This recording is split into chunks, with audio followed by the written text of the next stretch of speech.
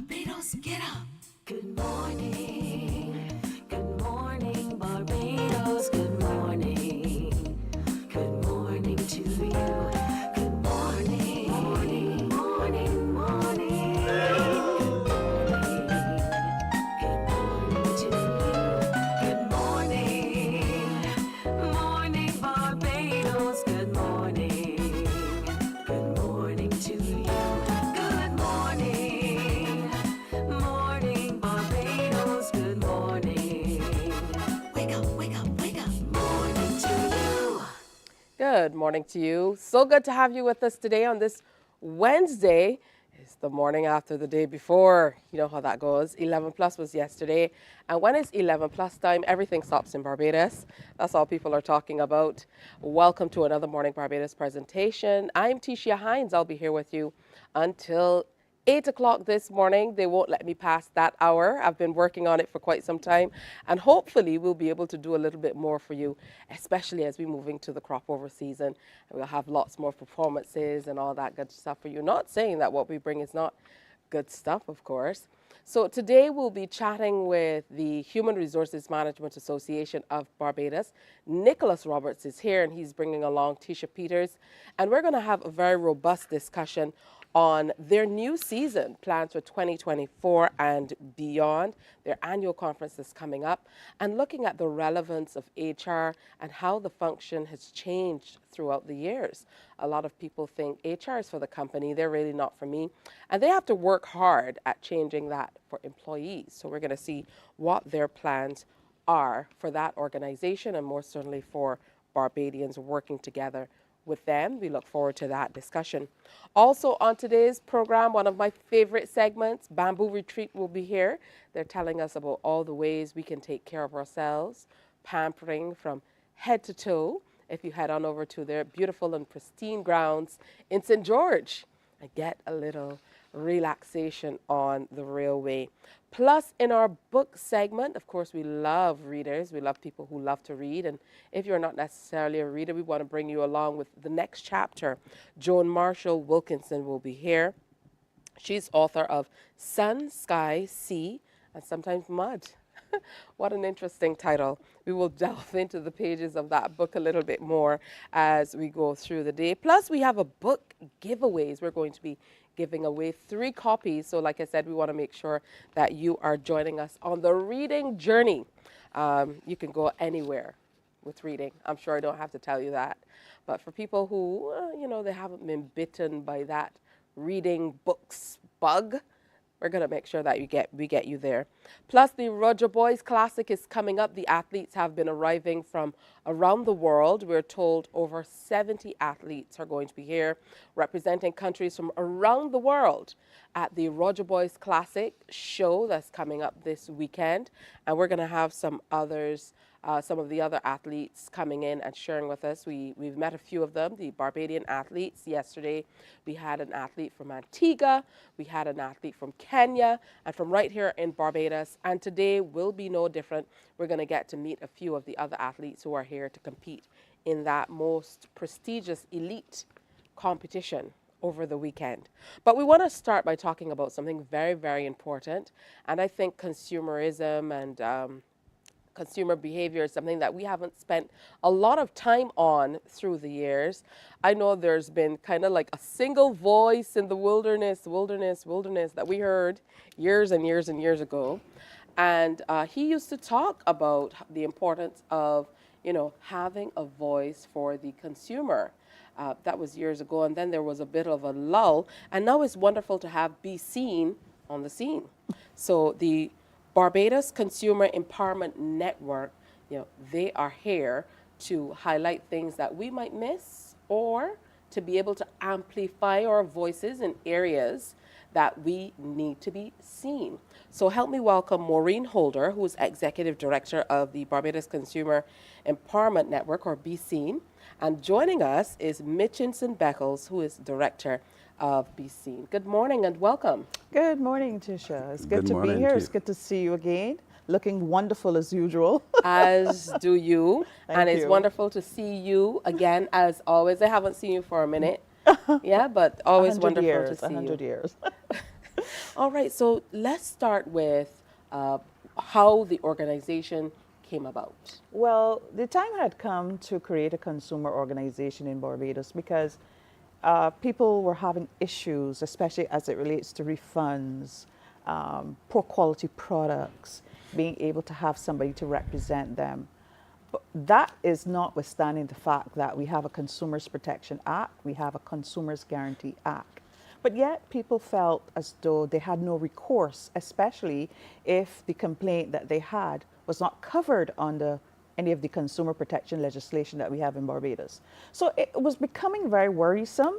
And so the idea came to set up a consumer organization. We established in April 2022. We were incorporated under CAIPO in May, and we launched in July 2022 of that same year. So Tisha, we are not 2 years old yet, and we've been doing lots of work. So it tells me about the kind of urgency. It tells me that people out there really wanted a consumer body like BCEN to be set up so that they can have recourse, so that they can express themselves with respect to their dissatisfaction with suppliers. And so we launched in July 2022, and today we're here strong. We have a board of directors. We deal with all types of consumer issues. We even mediate. Right now, we're interveners in the more recent application from the Light and Power that is before the Fair Trading Commission. We work very closely with the Office of Public Counsel. We would have written to have the consumer protection legislation amended to be wider so that it captures more. As you know, we're an evolving society. Digital crime is out there. We are doing more stuff online. We are having issues with respect to service delivery, because we're also doing surveys on quality of service delivered. Are you satisfied? You know, that type of thing. So Barbadians have been crying out for an organization like this for a while. And I can successfully say that we have been hitting the ground running. We're not beating our chests, because one of the things that we didn't want to do was come out with a big bang and boast and talk about what we can do for consumers. We wanted to let our work speak for itself. And that it is. I know you said that you don't want to boast and come out beating your chest, but Mr. Beckles, it would be wonderful to hear a little bit more about, how you're working with these various organizations to accomplish all that you hope to, your goals generally. I like to begin, as I would say at the very beginning, and you alluded to that over the years, there's just been mention of consumer bodies and so on. I think that the first thing that we have to look at is the type of society that we have in Barbados, which is a class-structured society, and people wanting the status quo to remain. And as a result, as long as I can consider myself at a higher level in society than you are, it puts me at a higher level in society, and that's what we want to retain.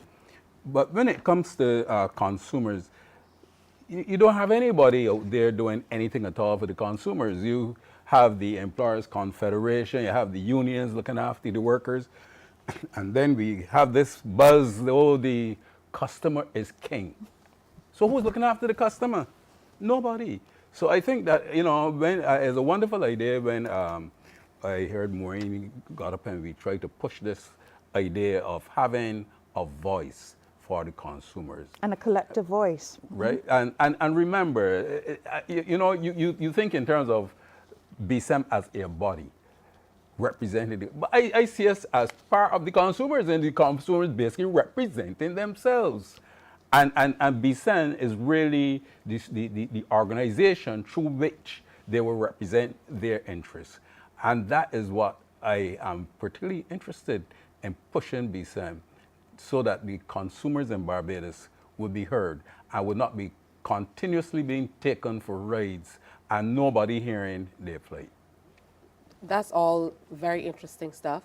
But how do we get to the place where, one, we encourage Barbadians to jump on board and advocate for themselves as well? Because like we said, obviously you're interested in amplifying voices, and you reinforced that in what you said just now, making people aware that they should and can advocate for themselves. But most importantly, how are you working to work to make sure the process works. So are you working with specific organizations or governmental agencies to make sure that these concerns that consumers might have are being listened to? Well, we are a nonprofit organization, and we work closely with the Office of Public Counsel. We have to work with the Fair Trading Commission. At times, we have to liaise with the Consumer Affairs Division. So we do what we can as a backup. As I said before, whereas the consumer protection legislation does not cover certain complaints, right now we are in the process of filing complaints to the Magistrates Court. Complaints that do not fall under the Consumer Protection Act or the Consumer Guarantees Act. Now, that came about as a result of the tribunal. There's supposed to be a tribunal. If you have a complaint and it doesn't come under any legislation, you have a tribunal to mediate. We got involved in mediation simply because there's no functioning tribunal. So those are the kinds of things that fall back to us, and people prefer to come to us sometimes so that we can settle the matter before it goes to either the Fair Trading Commission or the Office of Public Counsel. So we've been involved in quite a bit of mediation before it gets, and obviously I would call upon the people at the Office of Public Counsel who've been very kind to me, I must say, and whereas it's a legal matter, I would be given advice on how to proceed. So we are cognizant of a lot of societal issues. If Barbadians want to become a part of a movement that changes or rebalances the relationship between the consumer and supplier, you can come through us. You can join BCEN and make a contribution to your consumer affairs, make a contribution to change in legislation, advocate for certain rights, advocate for certain complaints to be mediated, advocate for certain things to be included. So not only will you be advocating, because advocating is our last resort, we prefer to mediate and to resolve the issue. Funny thing, we have mediated in cases where we have to say to the consumer, well, look, you're not being defrauded here. The supplier is not doing anything to harm you. This is, after research. All hallmark is research. That's important. Yeah, you can't just come and tell us, give us a complaint and tell us, well, Tisha Hines Brewery or whatever has, sold me a defective product. We have to investigate it. So once we've done our investigation and we are convinced and we are sure and clear that Tisha Hines Brewery has not done anything illegal, then we will convey that to the person making the complaint. So funny enough, suppliers can join our organization because we have to work together. We have to work with suppliers, we have to work with businesses as well as consumers. So we're about rebalancing that relationship. And I love that your membership is made up of, generally everyone. Yes. Because everyone is really a consumer in regards to who you are and where you are in society. And what is important is that we are not confrontational. Yes. I want to make that very clear. In public. So therefore, what we want to do is we don't want to be running behind situations. This is why when we have the suppliers in with us before implementation, you will find that things will be done a lot smoother and people will be satisfied and they will be aware, hey, we had an input into it.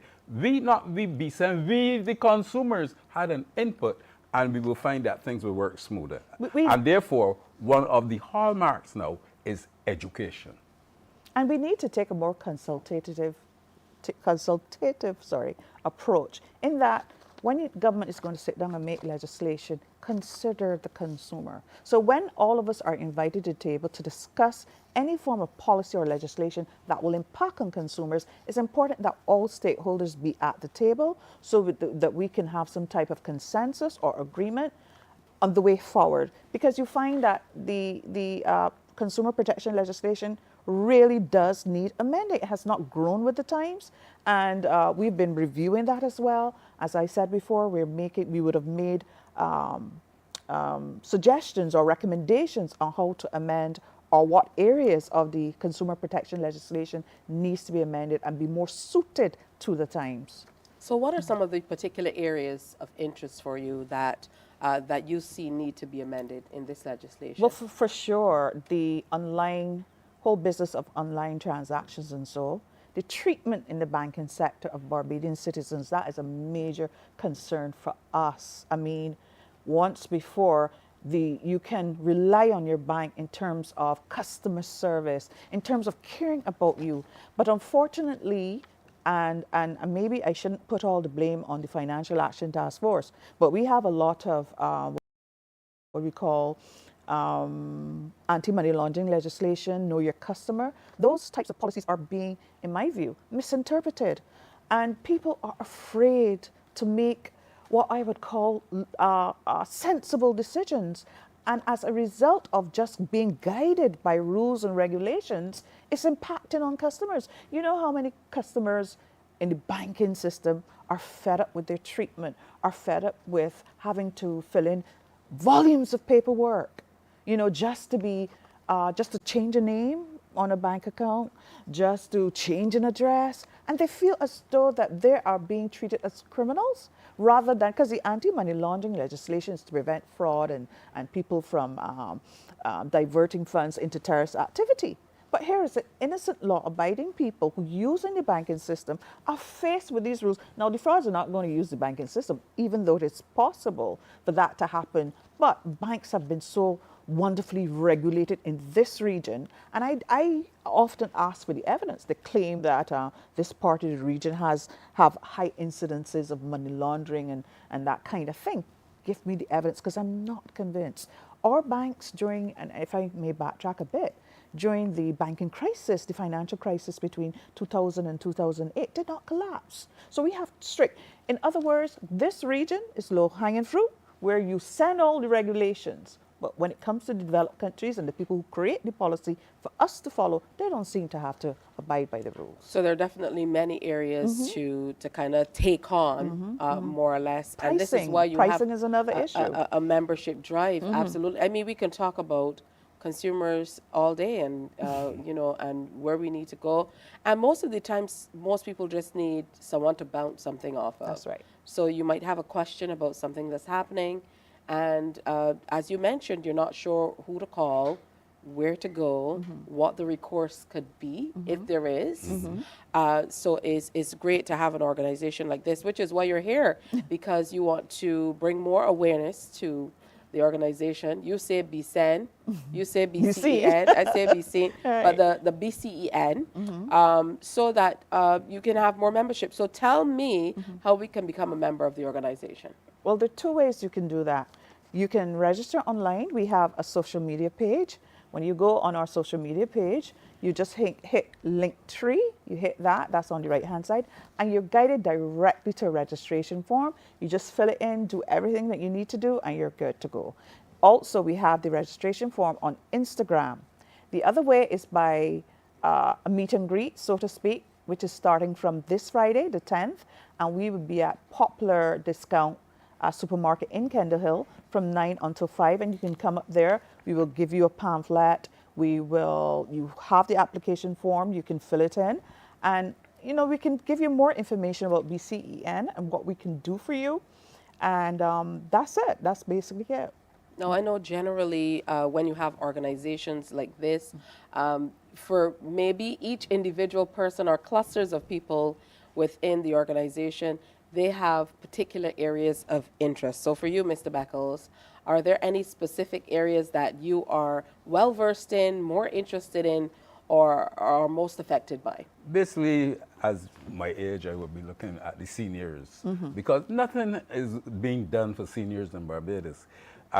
Many people in Barbados seem not to understand that we, the retirees, pay a great deal of income tax on our pensions. My national insurance is taxed, you know. You'll never believe that. My national insurance pension is taxed.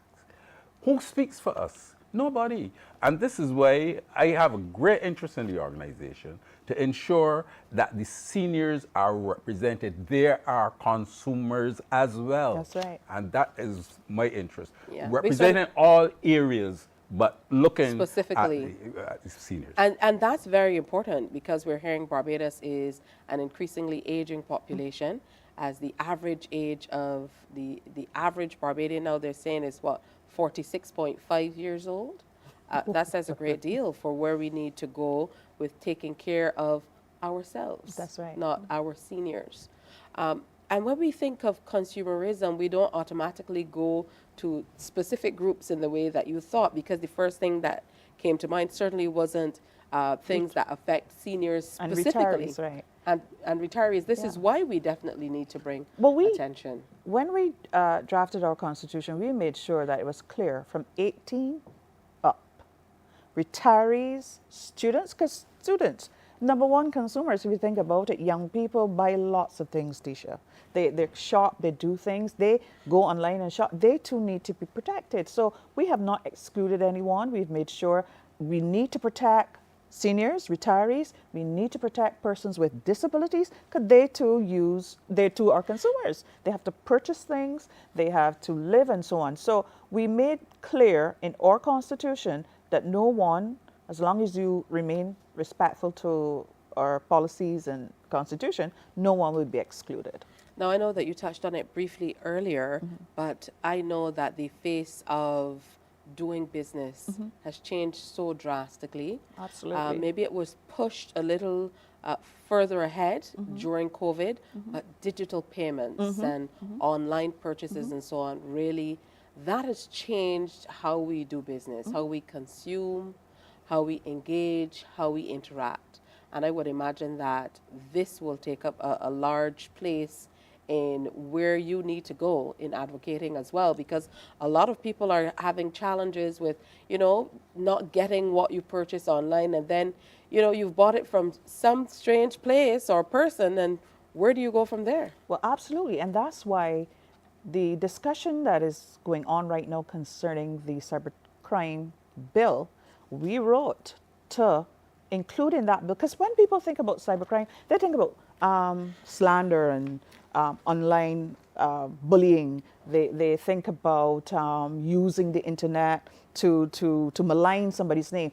But you use the internet to, as you said, purchase things. So there's cybercrime from a consumer's perspective. And we wrote to have included in that provision legislation that will, including that legislation provision that will protect consumers who do online banking, consumers who purchase things online, because we thought it needed to be included in that cybercrime bill. It is cybercrime. Somebody could steal your identity, Tisha. Somebody can steal, can As we defraud know, your you. money. Yes, defraud you. So we thought that, you're making a cybercrime bill, protection, provisions for protecting the consumer, the online consumer, digital transactions should be included in legislation. Absolutely. Mr. Yeah. Beckles, your last call as to why people should be a part of the Barbados Consumer Empowerment Network. The reason for that is for people to have an entity that they can turn to have their concerns addressed, and not persons or people who do not really fully represent their interests. And you'll find that a number of entities out there can go this far and no further. BCEN will go all the way. And we'll do it respectably and ensure, as I said, we are not confrontational. That's it. All right, and from you, Madam Director? Well, we just want Barbadians to be aware of the time of day that we're living in and come out and join. Let their voices be heard. Be part of collective effort. Be a part of a movement. Serve your country. Serve yourself. Join BCEN. As I said, we'll be at Poplar this Friday from 9 until 5 p.m. And then on the 16th, the same time, 9 until 5 again. And again, you can register online through our Facebook social media page. And you could also go on Instagram and register one time. It's easy, very easy. All right. Thank you both for coming in. Thank you, Again, Tisha. good to see you, Maureen, as Thank you. always. Thank you, Yes. Mr. Mitchinson Beckles. That's a name I certainly won't forget. Mitchinson Beckles. Yeah, it's one of those names. But thank you for the work you're doing through the BCEN. And I certainly hope that your recruitment and membership drive divvies up the numbers that we need, because numbers are important Absolutely. as well. And, what I want to say is we always talk about our rights, but along with rights come awesome responsibilities as well. So make sure that you're being responsible in what you do and kind of take the front seat in consumerism, in what you're doing. being a part of guiding what's happening. It's time for a break here on Morning Barbados. When we come back, we're talking HR matters. Stay with us. Morning, morning, morning. Good morning. Good morning to you. The facts say Morning Barbados reaches an audience of over 50,000 and Newsnight reaches over 56,000. It's simple. When you advertise, you're getting your message to over 50,000 of your potential customers. Make the call to CBC Sales Department today and watch your business grow. Contact us at 467-5559 or email marketing@cbc.bb. From the beautiful shores of the gem of the Caribbean, Barbados, home of the amazing Harrison Cave, the tantalizing Oystins Bay Garden, our historic garrison, the indigenous road tennis, and the friendliest people in the world. We are 94.7 FM, the ultimate Bajan experience. We enjoy a game of dominoes and singing karaoke. I just love crew. When you love me just a little bit longer. You get to relax and have a drink and listen to some nice music. It's something different. It's spectacular. It's fabulous. You know, it's a different feeling altogether. I never feel so good in a party yet. Follow me to Q in the Community this Thursday. So good in a party yet. You know why? I need. My friend, you don't plan to get her? Oh, Barbados. Hey, I'm KB Clean. Join me 6 a.m. until 10 a.m. right here at 94.7, the best and ultimate Bajan experience. My show is called Bajan to the Bone. Don't miss it, Bajan to the Bone. Weekdays right here and only here on 94.7.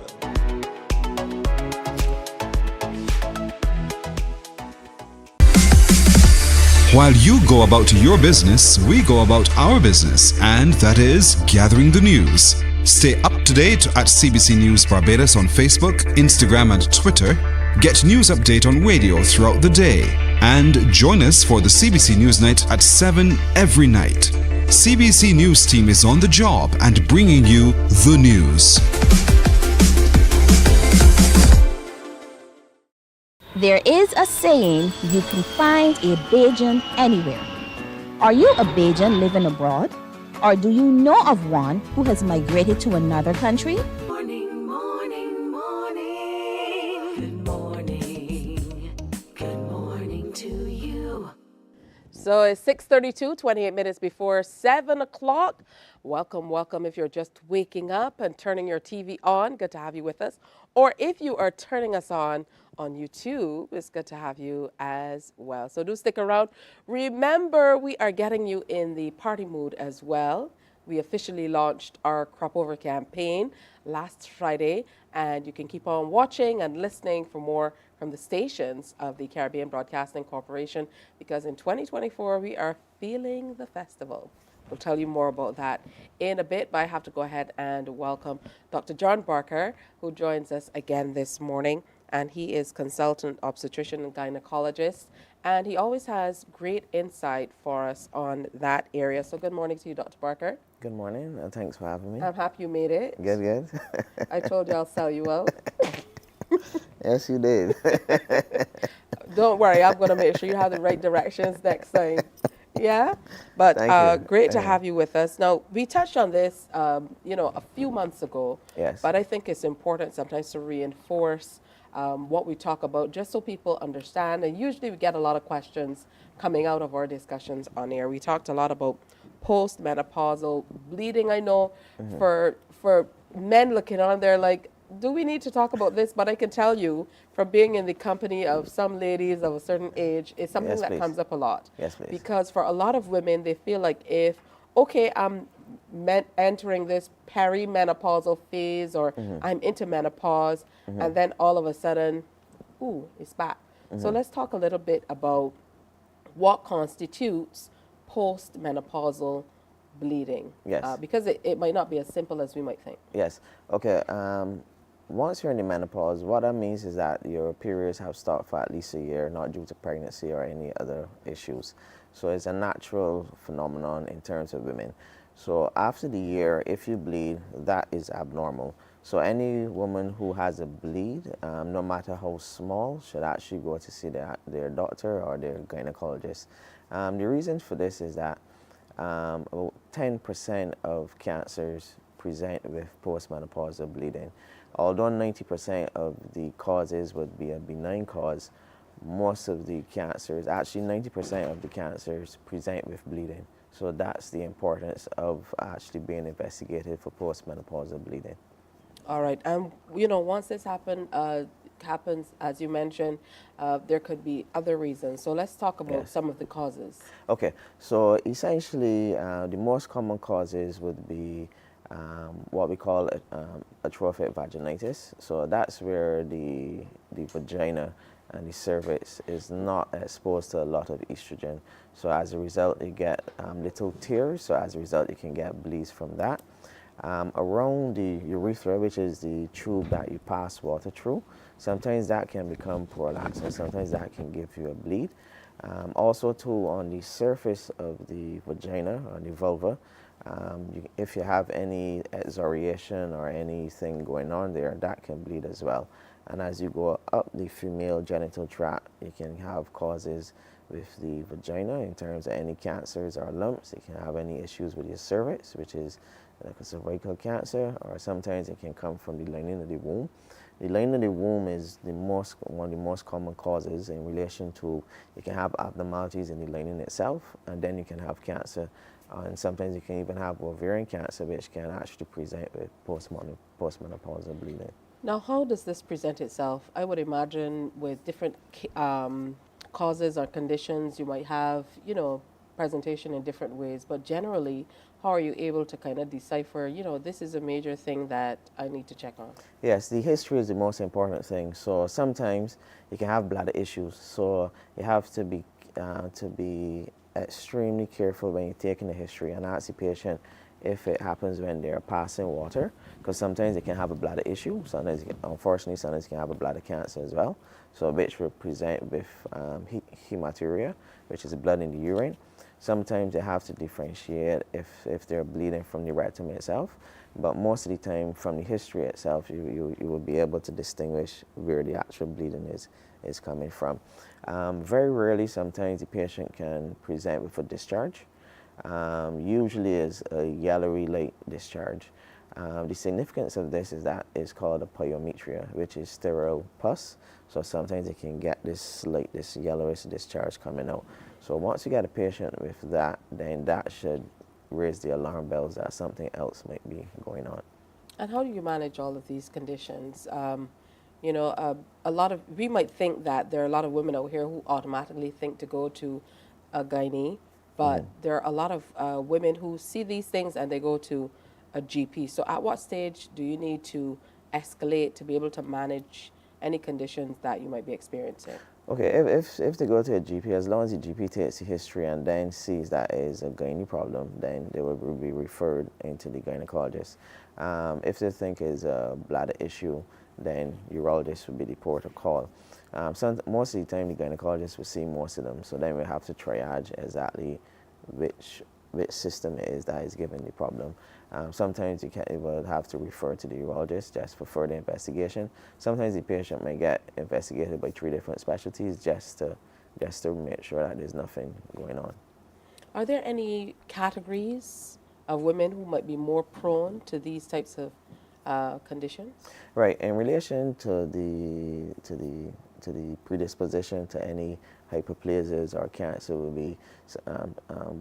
be the patients who will have an elevated BMI. So the reason for that is that they will have an increased levels of estrogen circulating, which will stimulate the lining of the womb. So as a result, the lining will get thicker, and then it will be more exposed to becoming abnormal. And then on top of that, preventative care? Yes. So in relation to patients with, in relation to hyperplasias and cancer, Sometimes diet exercise will play an important part, especially in people with PCOS. The reason for that is that if they're not getting their periods regular, sometimes this can predispose to lining of the womb abnormalities.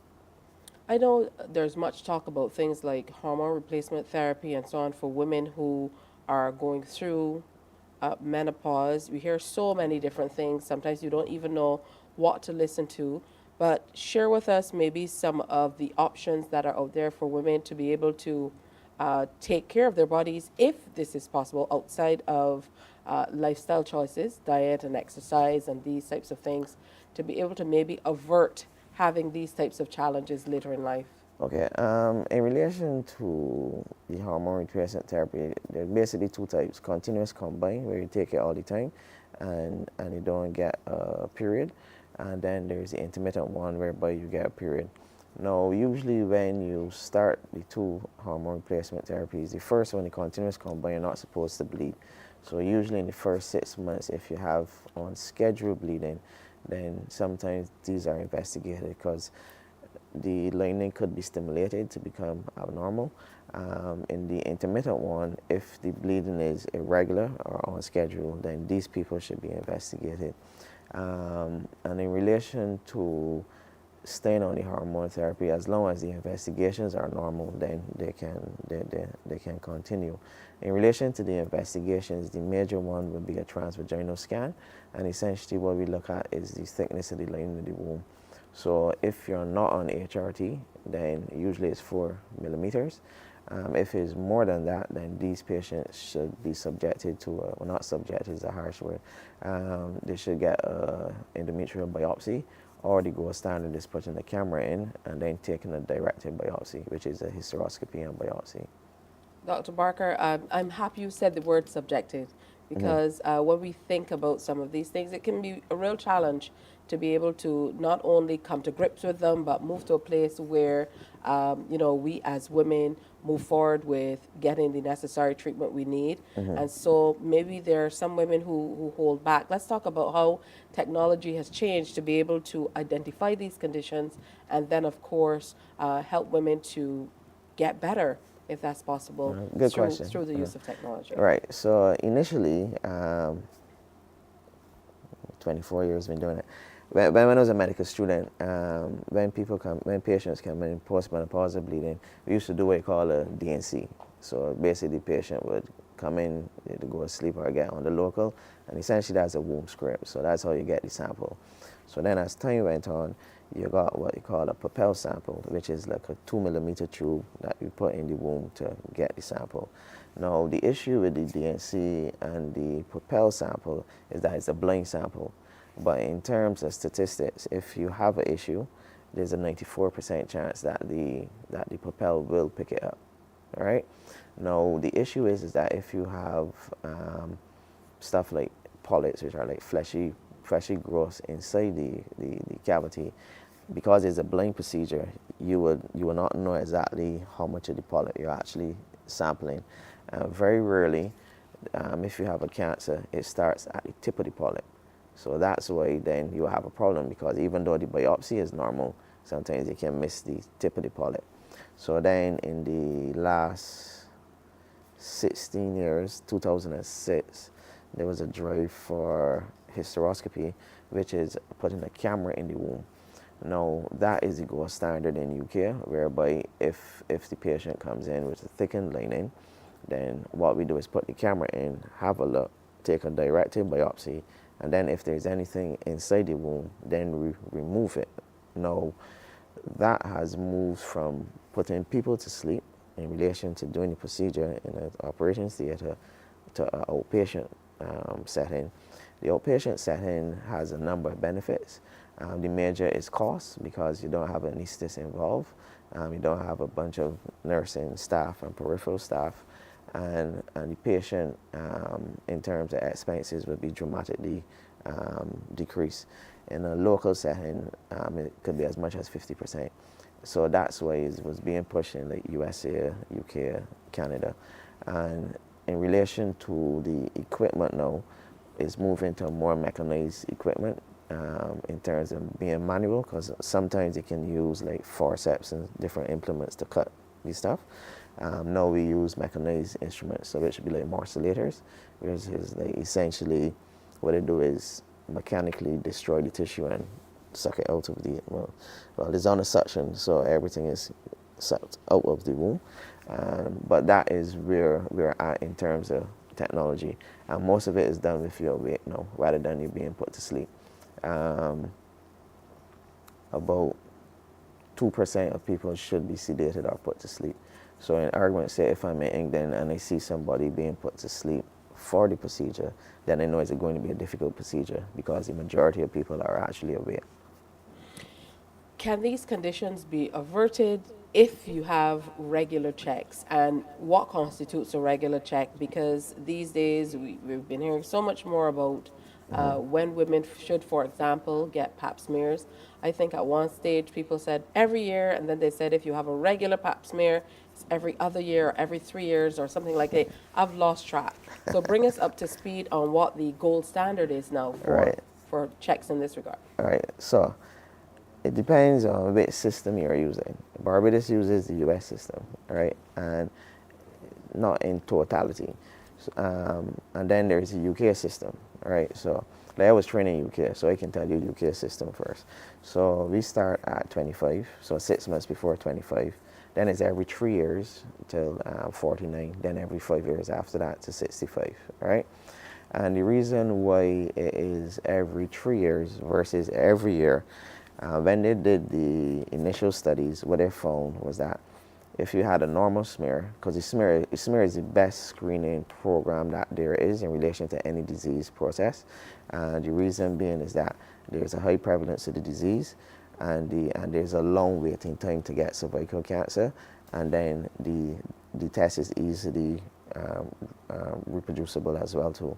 So essentially what they found was that if you had a normal smear, and in 3 years time, that would give you like an 84% protective every 3 years, right?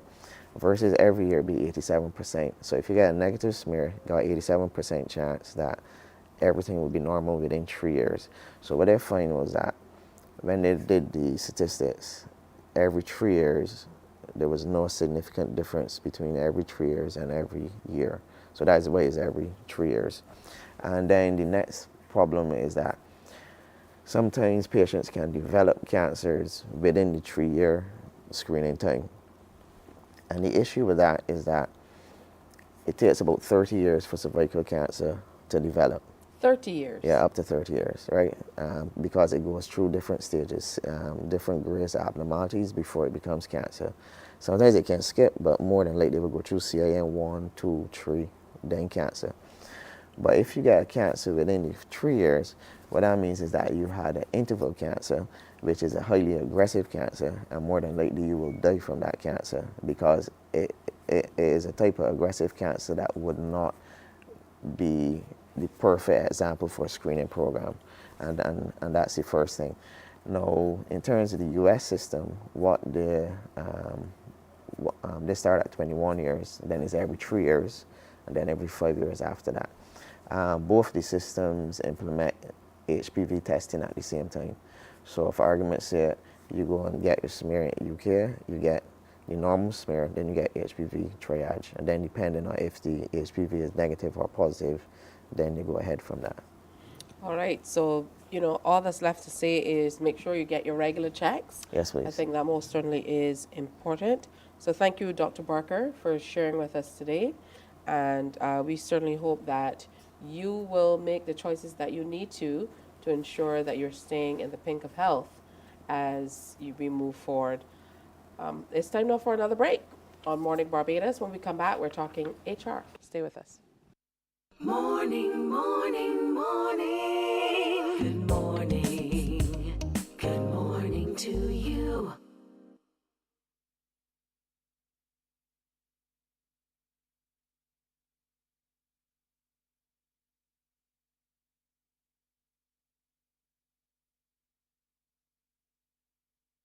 There is a saying, you can find a Bajan anywhere. Are you a Bajan living abroad? Or do you know of one who has migrated to another country? Well, we at Mornin Barbados would love to have you or them on our Bajan Afar segment. Share your amazing stories, experiences, and how you have adapted to a new culture. Send us an email to morninbarbados@cbc.vb, and together we will travel the world.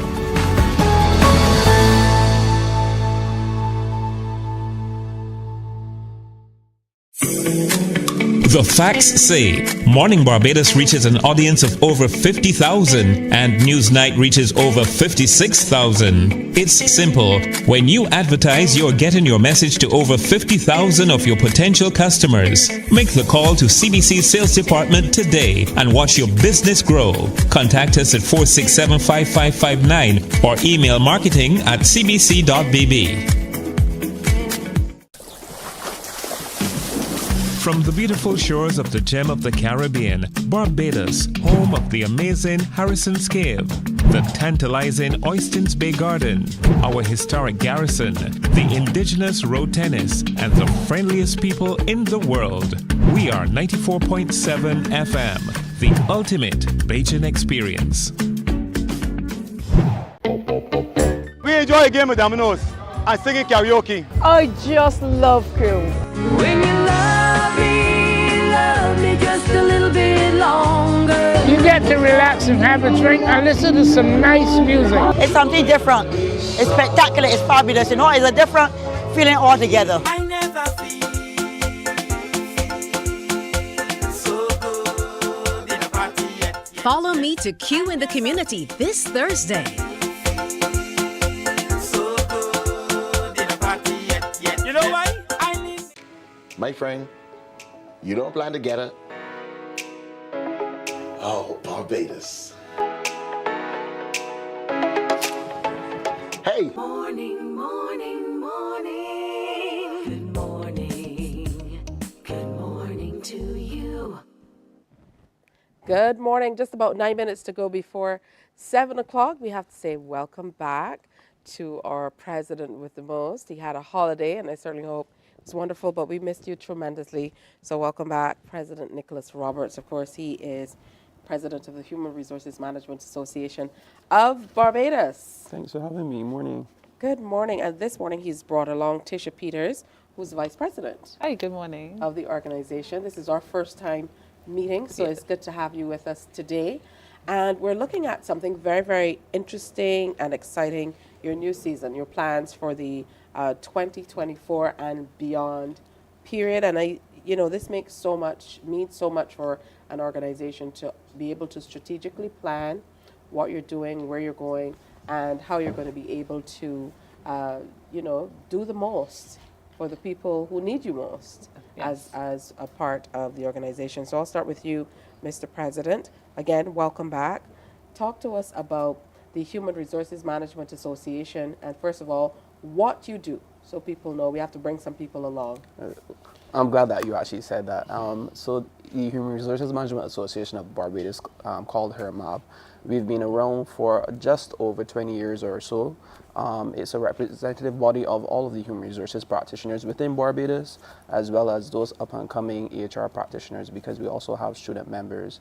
And our mandate is to be the top-tier HR association, not only within Barbados, but across the Caribbean, and representing all HR and IR, industrial relation matters, and just bringing knowledge both to our membership as well as to the general public in terms of what HR is, especially what HR is within the 21st century, within a 2024 landscape or perspective, because what the profession is now is not what it once was before.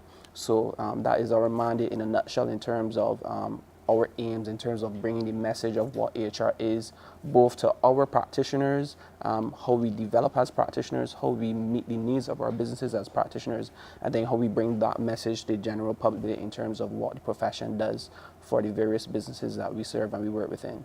With that said, how would you say the organization has changed throughout the years in terms of really just encompassing all of the areas that have changed so drastically in the workplace? What constitutes the workplace? What constitutes work?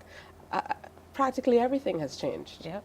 and COVID hasn't helped. I mean, during COVID, you saw a difference in terms of how HR had to respond to a lot of challenges, the demands that was made on the profession, and the wherewithal on your ability to deliver good HR practices. And so I think, you know, it has changed quite a bit. You know, we are no longer only administrative. We're looking to be more strategic. We want to be more dynamic. We want to be more involved in making decisions and looking at strategic plans for the next 5 years of your company, and ensuring that, you know, we have a voice and we have a seat at the table, because a lot of companies have HR, but we don't actually have any input in making decisions that that impact the organization. So we have to have a seat at the table so that we HR professionals, as you grow, you're more strategic as opposed to just being fully operational in the field. But are business leaders or businesses becoming far more aware of this, that your hiring practices and everything else that goes behind that will follow on to how your business will perform, how your employees will acclimatize, how they will be able to manage within the organization and take the organization to the heights that they need to take it? Do they understand that if there is a strategic planning with human resources on how you recruit people, for example, then, you know, they won't necessarily get the outcomes they need? Mm-hmm. So yes and no. So there are some CEOs or business leaders that are aware of the importance of HR, but there are still many that still are trapped within the dark ages in terms of seeing us just as paper pushers or hatchet people. And I think the most frustrating thing for many practitioners is working for a business that doesn't see the benefit of having a good HR team or a good HR resource on board. And as Tisha so rightly said, having a HR resource that is there to be strategic within your business. So long story short, there are some business leaders that see the benefit of HR, but then there's still some others that are dragging along. And what do you think we can do to be able to, you know, get those minds in line with where you need to be as an organization, first of all, but as practitioners, you know, most importantly? I think we need to, you know, we need to advocate for ourselves. So HR has to say to their business leaders, look, we need to be part of this discussion. We need to do more. We need to be involved in this. And you have to, and you know, there's some people who would say, well, if you don't have a seat at the table, build your own table or bring your own seat. And ensuring that, you know, you're advocating for yourself and letting your boss know, hey, when you're making these decisions, I need to be part of it. I have to have a voice because it also impacts on the team. And while HR, and you balance it with HR because you're for the company, you're supposed to advocate for the employees, you advocate for the company, and finding that delicate balance is really, really important. And so advocating for yourself to really have that seat at the table is important as HR. Absolutely. Now, the titles have changed through the years. Not drastically, but drastically. Initially, people used to talk about personnel, and then we've gone into HR, and now we hear about recruitment officers and, you know, a lot of other fancy titles. How do these titles tie in with what you're hoping to accomplish? Mm-hmm. So these titles are more strategically aligned with where the business is looking to go. As you said, once upon a time, HR persons or HR practitioners were called personnel administration.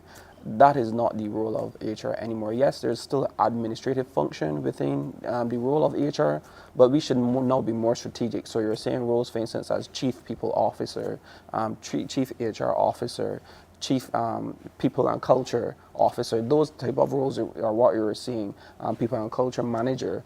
And the reason for the shift and the change is to align more so with where we're looking to go and where we need to be. Because if it is that your business is majorly made up of people, and I know we're in the time of AI, etc., but for the time being, the biggest resource within a company is your people.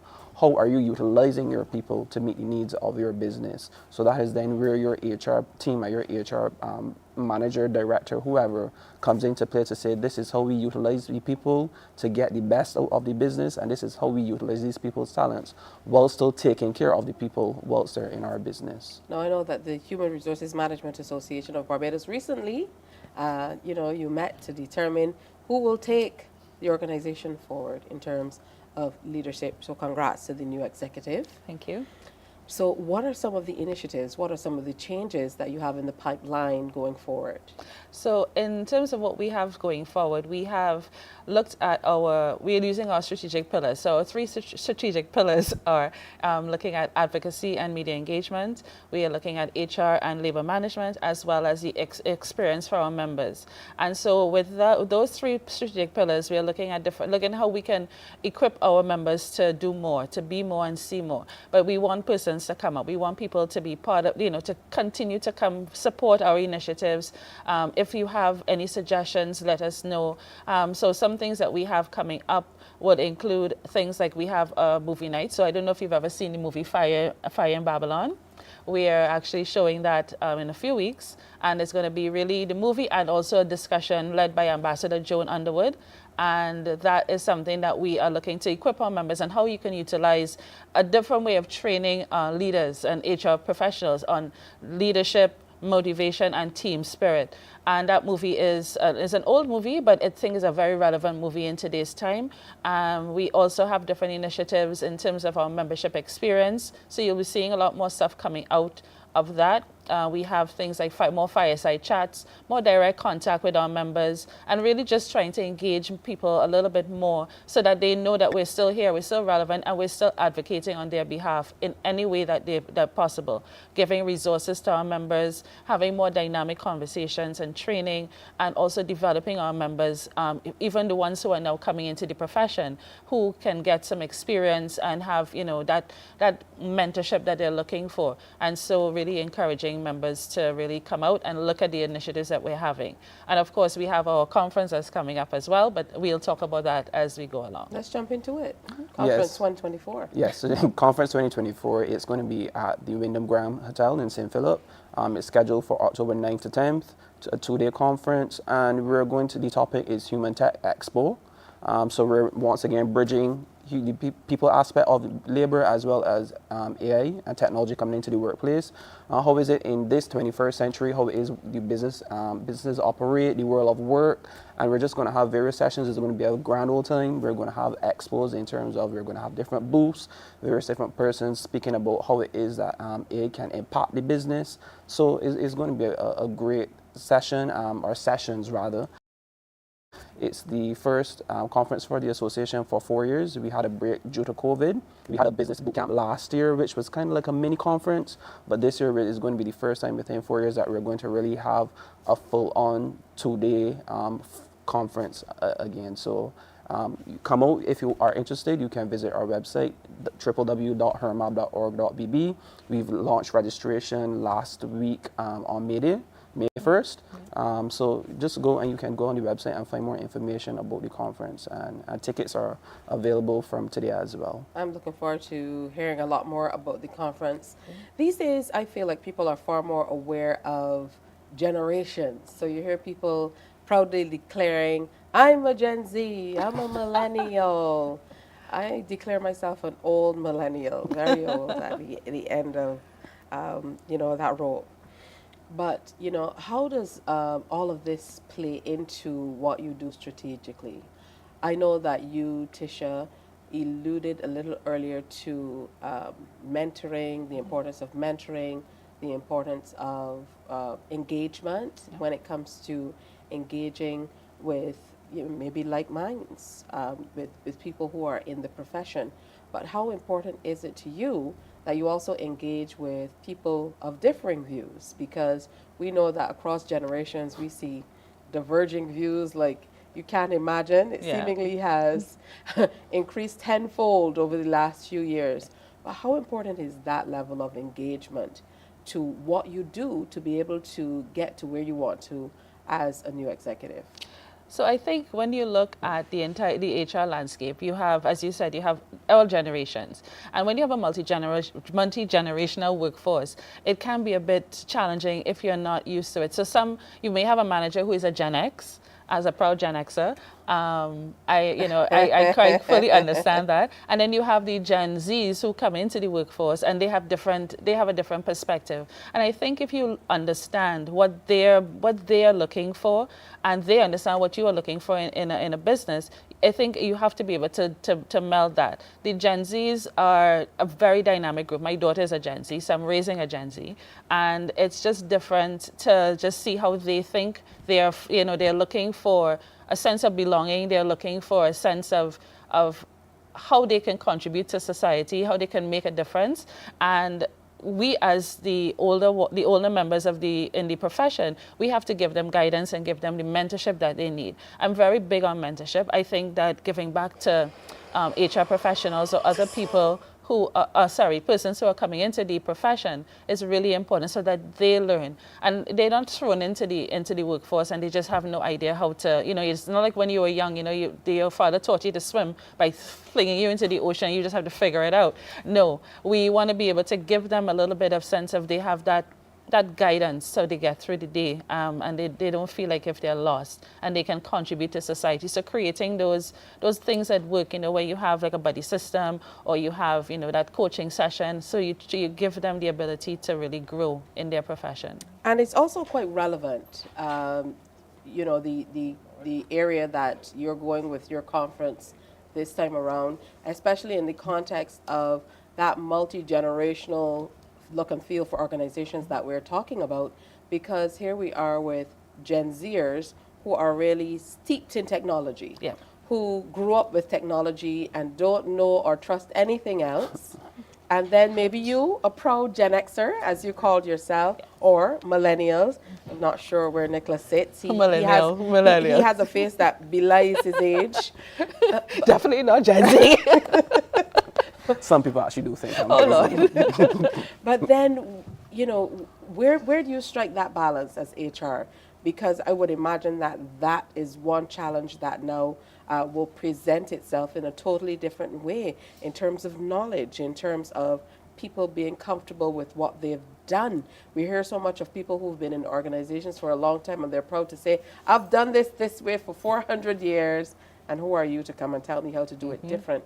So, there can be frustrations now that come because of the differences, mainly with how people are taught. There are people within the workforce who, when you graduated from the university years ago, you didn't have to do all your financial courses in Excel or online. You got to write a few things. These days, not so much. So how do you strike that balance, Nicholas? I think is understanding what each generation wants and what each worker wants. People want different things, and I think we've talked about this. People often look at it with what's in it for me.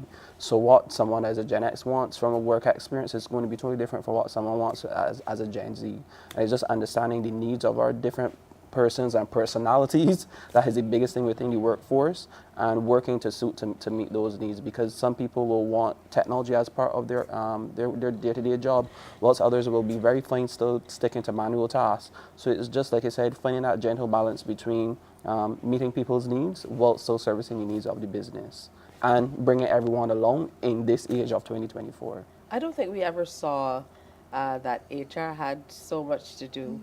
Are people finally moving past the place where they feel like HR is not for me? I know for a little while, certainly in Barbados, people felt like, HR is not for me. HR is about the company. And then I saw a bit of a shift. Yes. So has that shifted across the board, or do you as an organization and as practitioners need to do a little bit more to, reassure people we're here for you? Yeah, I think you've seen that shift, and people are very much interested in the role of HR. It just given, when you do an application or you do a job, you do an ad for an HR person, we get flooded. And I think as an organization, what we have to do and what we continue to do is to really provide that support for HR professionals, looking at how we would advocate in different ways, because obviously we don't have an employee situation, but how we advocate, how we read, how we stand up for HR, how we give back to our HR people in terms of the products that we offer, the services that we give, and also the advice. So someone may be a new HR practitioner and they may not know, just how to handle a particular situation. They can reach out to us at HERMAB and maybe get some information as to how to handle a particular solution. And I think you're finding that the field is more dynamic. Technology is taking over. I am a huge fan of technology. I use it in almost everything that I do. Although I do like to write, I'm still a Gen Xer at heart, so I still like to write a little bit. But I do embrace technology. I love using it. And it's just really how those two elements can mesh together to really bring about the change. So it's an exciting field. HR is still, I know COVID kind of gave you that feeling like, oh my gosh, I cannot cope with this. But I think you're seeing that resurgence in HR and how it's also shifting the landscape in terms of companies and the organizations and what companies want and what HR professionals are looking for in companies as well. Just to add to what you said, I remember a few years ago I was at a conference, and again, I like writing away. I'm known to write out pens. Wow. I have never written on a pen. so you've never written, come on, you're not telling the truth. No. I'm a technology person. Yeah, I'm known to write out pens, and I'm writing. I'm like, this information is so great. And then I'm sitting next to a young man, he goes, picture time. And I was like, why didn't I think of that? I hear writing it just makes life so easy, so much easier, some of what they do. Yes. But again, across generations, we definitely have to work on that intergenerational collaboration, intergenerational discussions to be able to share what we know and give them, as younger people, sometimes the respect that it might seem a little foreign to us, but that they have something valuable to offer. Yeah. With that said, you're into your second stint as president. After year one, I know that there would have been certain things that you would have wanted to accomplish as a younger president for the organization. Now being given that vote of confidence to move on to a second tenure of sorts, where do you hope to take the organization as president? So my hope has always been to leave the association in as good as or a better state than what I found it in. I think my major mandate now as president within my second and final term is just to bring more awareness, not only to the association, but to the profession of HR.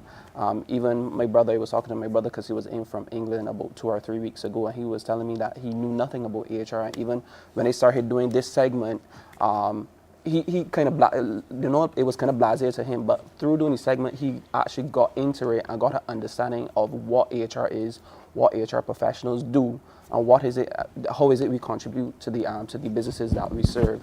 So saying that to say my aim is just to bring awareness to the profession, make people understand that HR professionals are not just here to be once again hatchet people, we're here to be strategic advisors, and to be more in alignment with what is happening on the global scheme of things. I think within Barbados we take too long to catch up. Yes, the association can only do so much. I, as president, can only do so much within 2 years, but try to fast track as much as we're doing in terms of the many different streams of HR. And there's so many that I can list off, whether it be performance management, career development, talent management. Those are just a few that come to mind. Labor and industrial relations is very big in Barbados in terms of the social unrest we've been having. But just, bringing light to those various topics, making it palatable to people and not making it boring, because HR sometimes is something that is not sexy, but just making it palatable to the general public and something that they can feel understandable about. I know that HR practitioners are here for you and not just for the business. And we stream that gentle balance and that gentle line of serving two masters, but that is what we're here to do, to be of service. My good friend Nicholas Roberts, I'm going to have to agree to disagree with you on one thing. Still see you as hatchet people. I still, listen, maybe it's the age, but I still warn people with HR, even if it's in jest. I'm going to HR. That's what we do, whether fun or otherwise. Yeah. we have that. Listen, a very, very long story short, I actually had to, in my day job, I had to send a manager an email And he came in my office the other day and he was not happy that I sent the email. And I guess people still have it in that mind that when something gets to the HR, whether it is employees come and have a conversation. Serious business. It's very serious business. And I was telling him, I'm not sending an email to reprimand you. I'm sending HR called me. that was it. I was like, no, I'm not sending an email to reprimand you. I'm sending an email to bring something to your attention and say this is how it is that we need to resolve this situation. I know we have that reputation, but and for better or for worse, I am here to try and change it as much as I can with the help of Tisha, my wider team. And when I leave, I know there will be others that will come after me who will do the same. For you, Tisha, what are some specific areas that are near and dear to you that you'd like to cover within your tenure? So I'm very passionate about HR. I support the president, of course, in his initiatives. Sometimes I look at how we can ensure we give back to our younger members, and that's something that really that strikes a thing to my heart. We used to have these mentorship circles when I first joined HERMAB, and I have taken that into a stream where I'm strong in terms of mentorship. I have 2 mentees that I personally handle, and I also look at how we can give back. I look at how, like Nicholas, I want to see the association grow from strength to strength. So maybe it may be in case of our look. So we actually just developed a whole new brand strategy. We brought in a brand specialist to kind of just lift our social media presence. So if you look on our social media pages, you'll see a difference in terms of the change, the look, the feel of the page. We are going to be upgrading our website. And again, like I said, I'm very much into technology. So those are 2 things that are very important to me. How we advocate for our members using social media. You can find us on LinkedIn. We are very, very, very, very what's the word I'm looking for? We're active. Yes. Active on LinkedIn. Yeah. And so for me, I think just knowing that we have a voice, and that we can give our members that voice is really important to me. How we give back as HR professionals to the ones who are coming, because they are the future. And we have to listen, we have to learn, but we also have to mentor them as well in the ways that they have to, how they interact in the workplace. Because just before, I don't want to go too much, but I had an incident where I met a young man at a company. He was carrying on about the fact that he couldn't get his vacation. And as a customer, I'm sitting outside and he's carrying on. And I had to say to him after, I said, I didn't mean to listen to your conversation, but you were carrying on in a space where we were. I said, but you're asking for vacation. Vacation is a request. It's not something that is automatic when you send in the application. Your employer has a period which he can grant your vacation request, and your behavior in that way, as we're sitting having our coffee, is really, really not good. I said, you need to learn the ERA, understand what your rights and responsibilities are as an employee, and understand what your employer's rights are. And he took it in the spirit it was given. And I saw an immediate change in his personality as well. So even giving back in that way, I think it's really important. When you see something, just educating young people as to the rights and responsibilities that they have as employees Absolutely. as well. ERA, Employment Rights Act, yes. So just so we bring everybody Sorry, along. yes. Again, thank you for coming in. It's always wonderful to see Nicholas Roberts. Thanks for having me.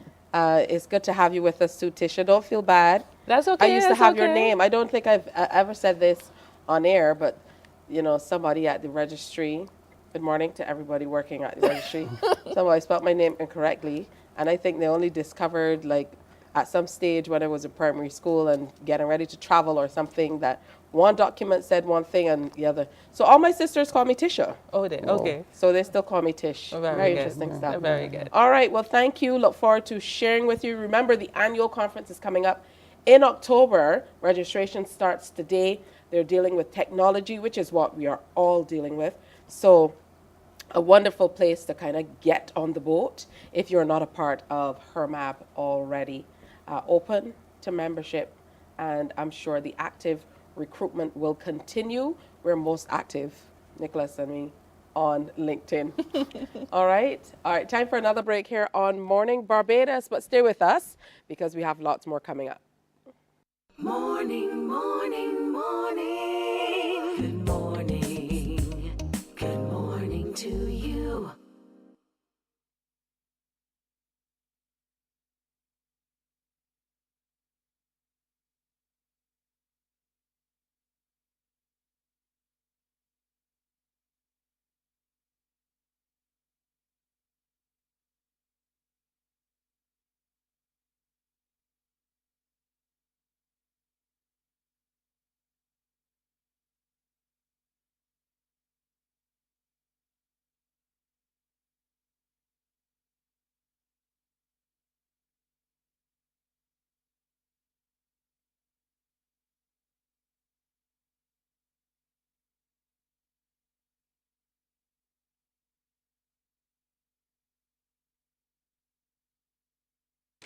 My friend, you don't plan to get it? Oh, Barbados. Hey, I'm KB Clean. Join me 6 a.m. until 10 a.m. right here at 94.7, the best and ultimate Bajan experience. My show is called Bajan to the Bone. Don't miss it, Bajan to the Bone. Weekdays right here and only here on 94.7.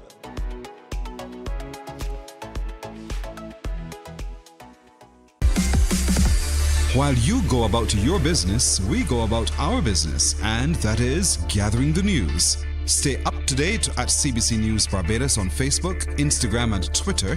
Get news update on radio throughout the day. And join us for the CBC News Night at 7 every night. CBC News team is on the job and bringing you the news. There is a saying, you can find a Bajan anywhere.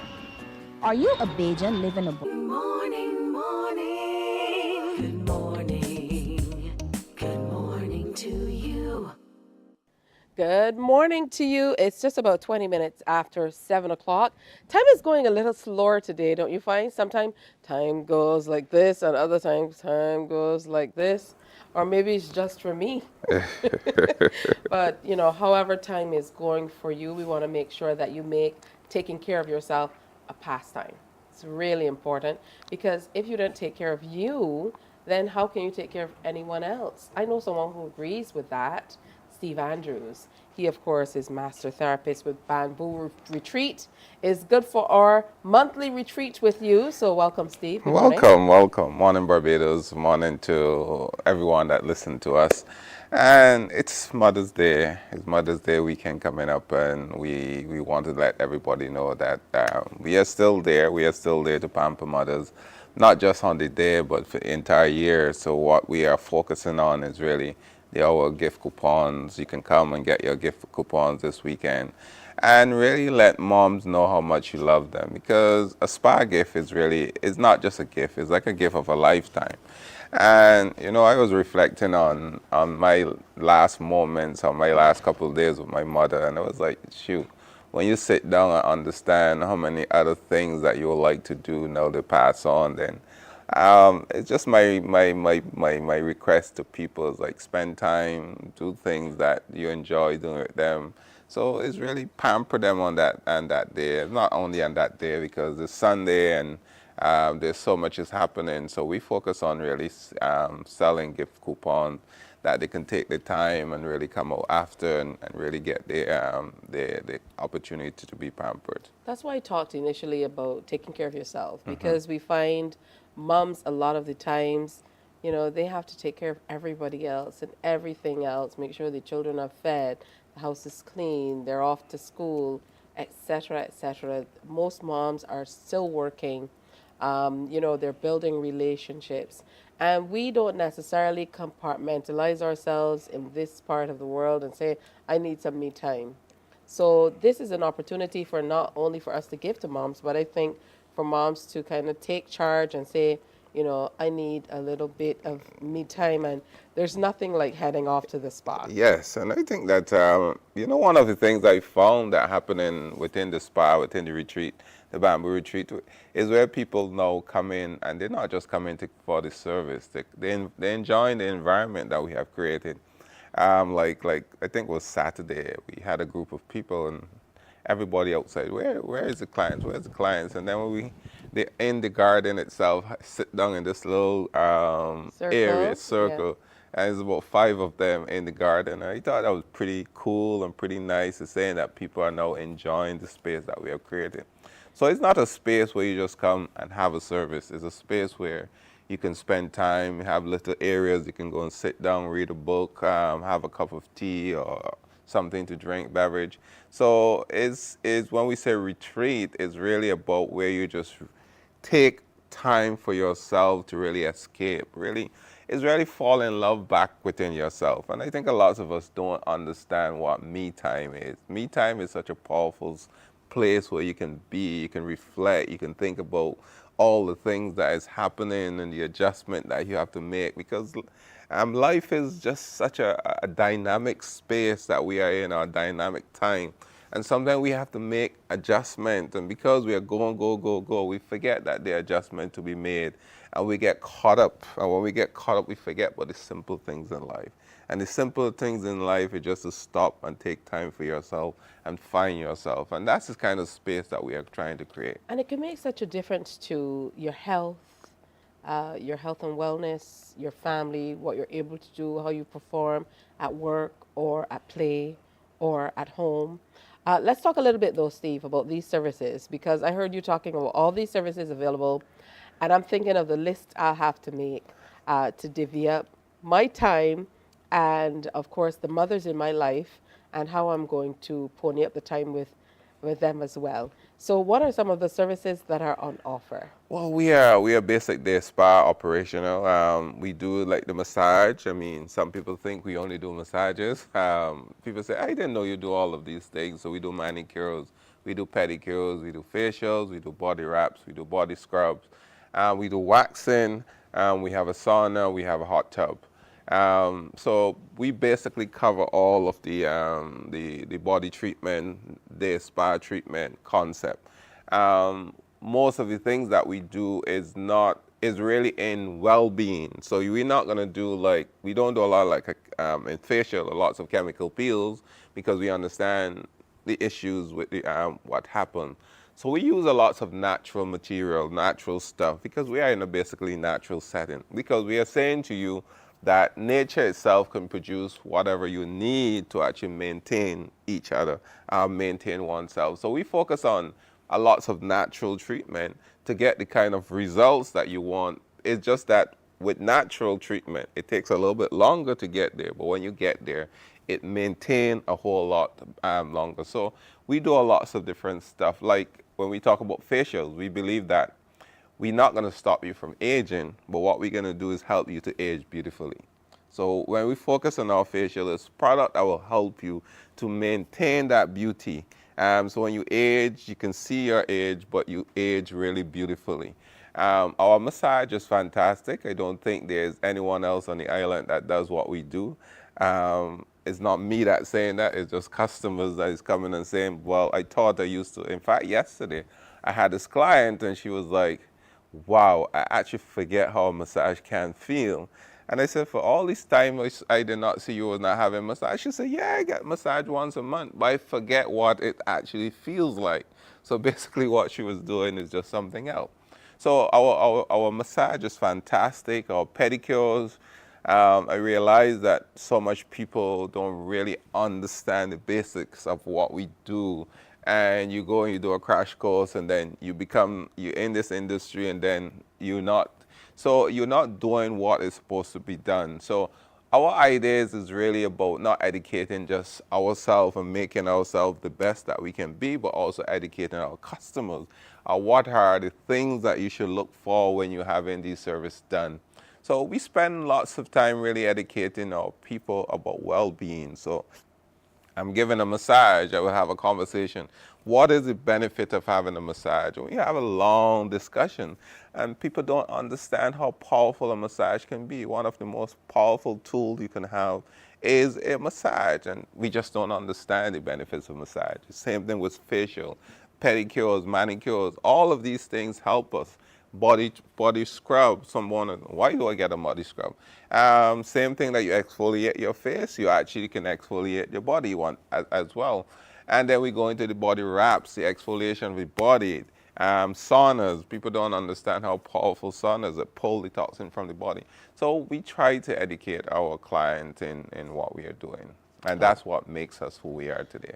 There's so much. And the wonderful thing is, it is as it says, it is as the name says, it's a retreat. So you can go and, take the time, choose a few services for you or the lady in your life. Yes. And just mothers, give them a most call. important. This is Mother's Weekend, so make sure that everybody is taking care of mommy.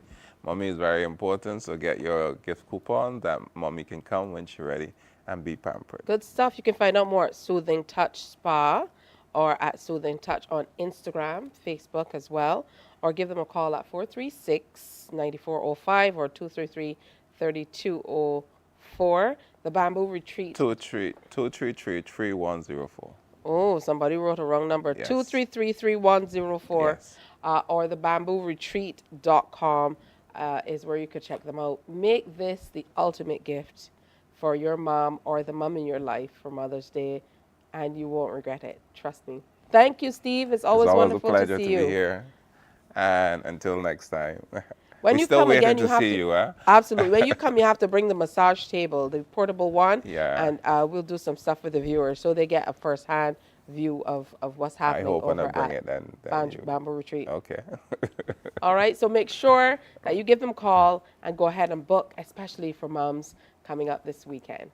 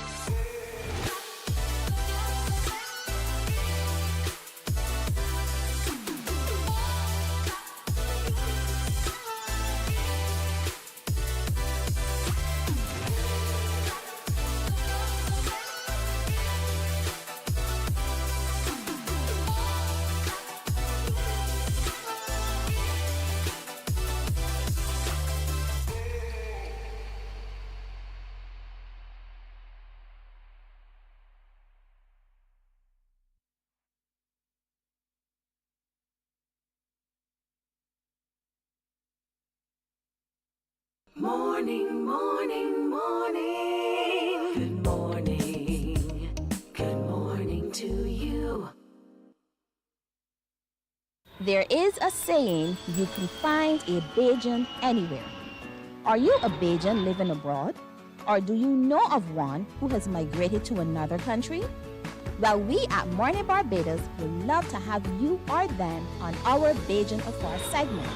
Share your amazing stories, experiences, and how you have adapted to a new culture. Send us an email to morninbarbados@cbc.bb, and together we will travel the world.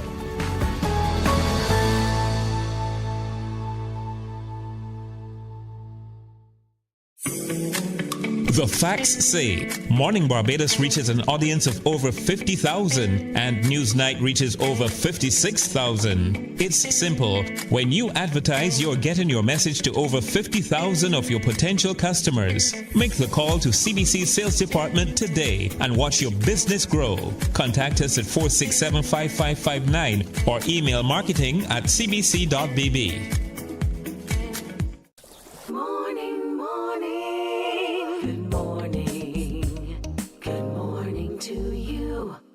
Joan Marshall Wilkinson has joined me on the couch now to talk a little bit about her book. Is called Sun, Sky, Sea, and Sometimes Mud. Yes. So good morning to you, Joan. Welcome. Good to have you with us. Thank you.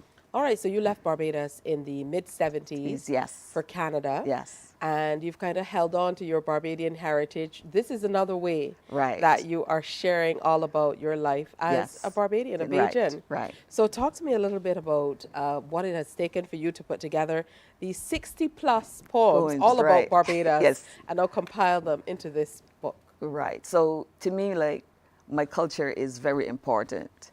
And I was part of like most of the associations, you know, like the high school, St. Michael, Alling School.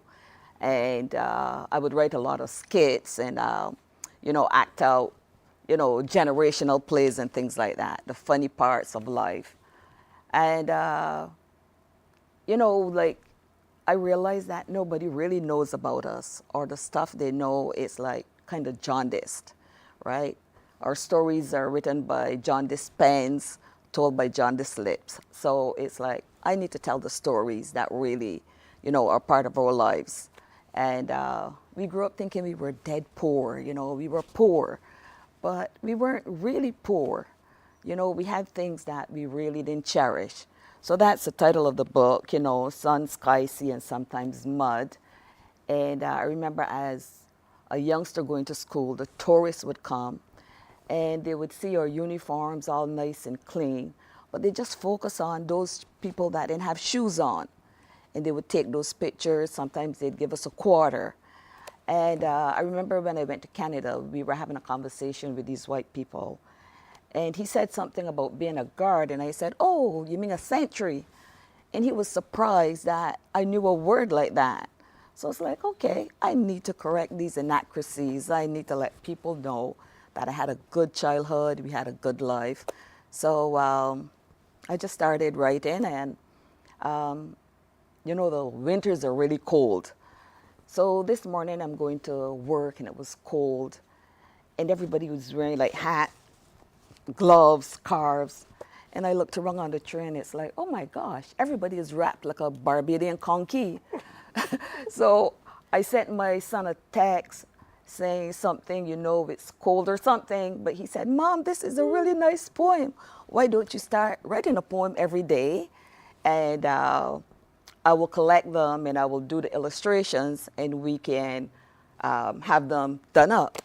So I'm sending him a poem every day, and then I realized he wasn't doing anything with the poem. So I thought, you know what, let me get proactive and start publishing or getting them published. And that's where it all started. I find sometimes when people move away from Barbados, their memories kind of freeze in time. Oh, not mine. I remember I spoke with a guy a few years ago, and he was telling me about, oh, I come from up to the gap opposite Weeks Drug Store on Black Rock. And Weeks Drug Store has been gone for the better part of the last 30, 40 years. Yes. You know, how do your memories of Barbados feature in this book?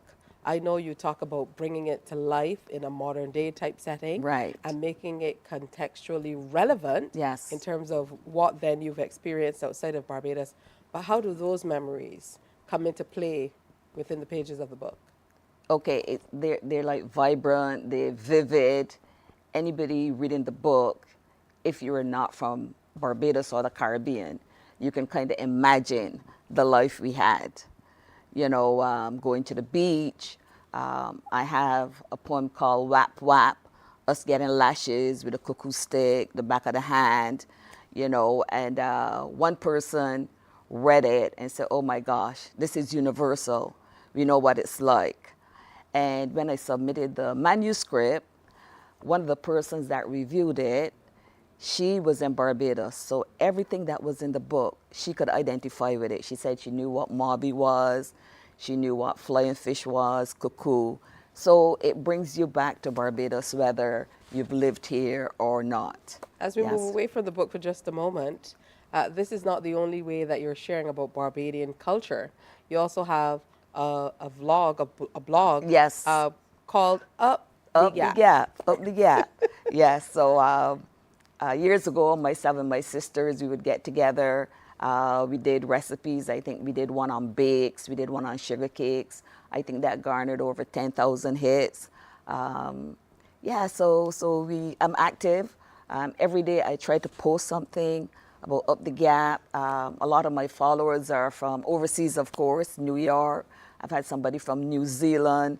So like sometimes when I see how far-reaching Up the Gap is, it's like, oh, I'm doing something important here. Yes. Of course, not literally. How far-reaching Up the Gap is. Yes, But figuratively, I'm very apt for what we're talking about. Yes. What do people tell you generally about this book in terms of, you know, because the response will be different, I would imagine, from Barbadians. Yes. You talked about people who are not maybe Barbadian or Right. of Barbadian descent experiencing it. But what about Barbadians experiencing what you're sharing? Okay, so I attend the Oakwood Wesleyan Church in Toronto. At one point, it was 99% Barbadians, but it's not so anymore. So I gave a copy to my pastor, and one Sunday he got up and he said, "Oh, we have an author in the church. Sister Laverne is here. She has her book." And quite a few of the members purchased the books. One lady came back and said, "Oh, your book's sweet for soul." Right? One lady said, "Oh, I never knew how to spell clamacherry because I have a poem about the But we say clamacherry tree." clamacherry, you know. Yes. We don't say clamancherry. Cherry, right, right. And one guy said, "Oh, you take me back to my childhood days." I think he is Jamaican. So yeah, it's been really great, the response. All right, so we want to give away some books this Yes, morning. yes. Yes. You are here for just another few days. You're here until the 16th. Yes. Yeah, so you've been getting in all the staples. You have to make sure you get some nice pastry. Yes. You have to get your cuckoo and so on. Right. You know, these days, the new normal pie. Yes, macaroni pie. I've had that quite a few times. Some Yes. chifette. Yes. You must go to the beach. What else is on this list? So I'm really here. I have two sisters that attended Grantley Adams Memorial School. So they're having a week of activities, and that's one of the reasons I'm here, to be a part of those activities. I'm going on a bus crawl today. Not a bus crawl. Yes, On the yes. party bus? Yes. Oh. And on Sounds like Saturday, it's gonna be fun. Yes, they're having a big gala. So yeah, I'm here for that and kind of blend in Mother's Day with it as well. So yeah. All right, so a big shout out to all the Grantley Adams alum heading out on a bus crawl in the middle of the day. Yes. Anybody calling from work, I am so sorry. All right, so it's called Sun, Sky, Sea, and sometimes mud. Mud. Yes. Yes? Yes. All Yes. right. And we're going to give you a chance to win. All you have to do is give us a call, 228-5562, 228-5563, and one of these books can be yours. I'm going to get Joan to read one of these poems once we get ready for you to make those calls to come on in and share with us. All right, let me see. I'm going to go through and pick something. This one sounds nice and controversial. Like I would like page 66, Joan. The Drunken Choir in true Bajan style. Remember, you're calling 228-5562 and 228-5563 for a chance to win. And I'm going to go ahead and give you the first question. Let's see. Question. I'm going to make it nice and easy. Let's see. I don't want to give people anything that's too hard. These might be a little challenging. All right. Name. I'm going to give you a chance to name 5 hills in Barbados. 5. In St. Joseph. In St. Joseph alone? Why are you doing this to us? Because St. Joseph is hilly. So only somebody from St. Joseph is going to win this, man. I said, okay, let's try for St. Joseph while we get you to read the Drunken Choir. Yes. And encourage the viewers to call. Well, okay, the book is kind of like a family thing. When I started writing it, I sent out an invitation to all my sisters and family saying, anybody who wants to contribute. So 2 of my sisters did, Verling Ford and my sister sitting over there, Cheryl Marshall Morris. So she wrote this one, The Drunken Choir. Verling wrote this one. They gathered together late Friday and Saturday evenings. This was their way of socializing. Each guy would buy a round. They'd cheer each other as they toss it down. Halfway through the get-together, an argument may ensue, whether it be politics and the latest item on the news. Out of the blues, the music scale could be heard as they trained their voices. Do, re, mi, fa, sol, la, ti, do. All right, we're going to stop there because we have a call. Do, re, mi, fa, sol, la. Are there men in the shops buying rungs singing Do, re, mi, fa, sol, la, si, do? You'll have to go to St. Joseph to figure that out. Good morning. Welcome. Hello. Good morning. Good morning. Are you calling me from St. Joseph? Yes, St. Joseph. You're calling from St. Joseph? No, I'm not calling from St. Okay, well, I certainly hope you can answer this question. Give me 5 hills in St. Joseph. 5 hills in St. Joseph. Sugar Hill. Sugar Hill? Sugar Hill is in St. Joseph? Yes. Okay, Sugar Hill. Braggs Hill. Braggs Hill. Chimborazo. I think you still consider that a hill. I don't think Chimborazo is a hill. So let's go again. Erie Hill. Erie Hill. I said Braggs Hill. Yes, Braggs Hill. Cleavers Hill. Uh-huh. Need how many more need? And the easiest one, like the first one that would come to mind. Horse Hill. Of course. Congratulations. So you get to win a book, Sun, Sky, Sea, and Sometimes Mud. And I certainly hope when you read it that you come on in and tell us how you felt about it. Don't hang up. The producers in the back are going to take your information.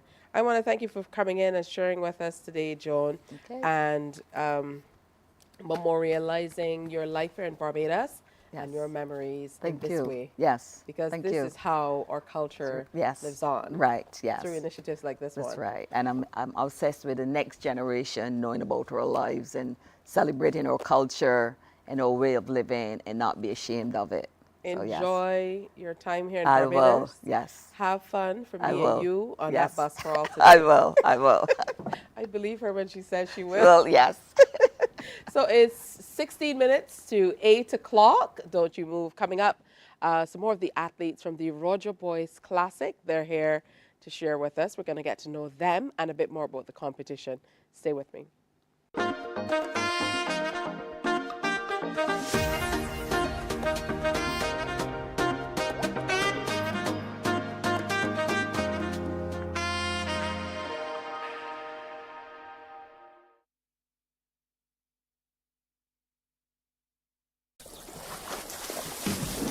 From the beautiful shores of the gem of the Caribbean, Barbados, home of the amazing Harrison's Cave, the tantalizing Oystins Bay Garden, our historic garrison, the indigenous road tennis, and the friendliest people in the world.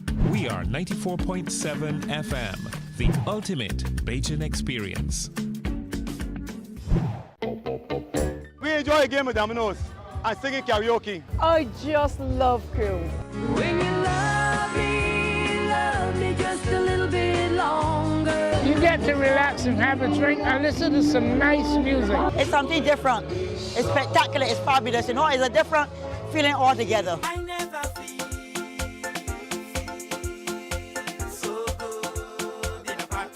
Follow me to Q in the Community this Thursday. You know why? My friend, you don't plan to get it? Oh, Barbados. Hey, I'm KB Clean. Join me 6 a.m. until 10 a.m. right here at 94.7, the best and ultimate Bajan experience. My show is called Bajan to the Bone. Don't miss it, Bajan to the Bone. Weekdays right here and only here on 94.7.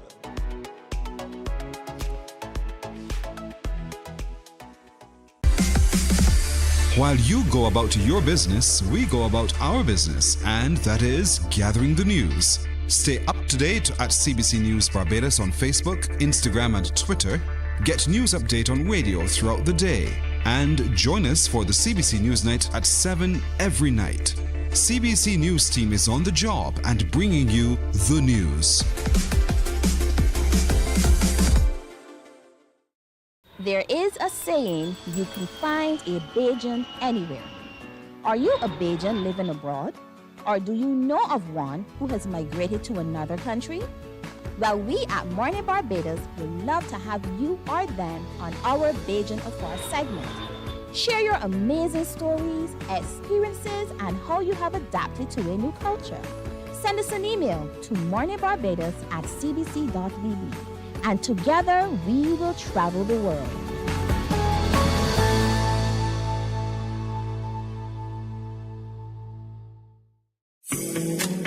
The facts say Morning Barbados reaches an audience of over 50,000 and Newsnight reaches over 56,000. It's simple. When you advertise, you're getting your message to over 50,000 of your potential customers. Make the call to CBC Sales Department today and watch your business grow. Contact us at 467-5559 or email marketing@cbc.bb. From the beautiful shores of the gem of the Caribbean, Barbados, home of the amazing Harrison's Cave, the tantalizing Oystins Bay Garden, our historic garrison, the indigenous road tennis, and the friendliest people in the world. We are 94.7 FM, the ultimate Bajan experience. We enjoy a game of dominoes. Morning, morning. Good morning. Good morning to you. All right, welcome. We're closing out today's show with a full house, just the way I love it. So joining me on set, I have Kit Petrova of Russia. It's her first time in Barbados, and she's already describing it as paradise, so welcome. Yes. And it's your first pro show. It's wonderful that you chose Barbados to make us your first, but we'll talk about that as well. We also have joining us Joseph Peter of Belgium, who is competing in the men's classic physique.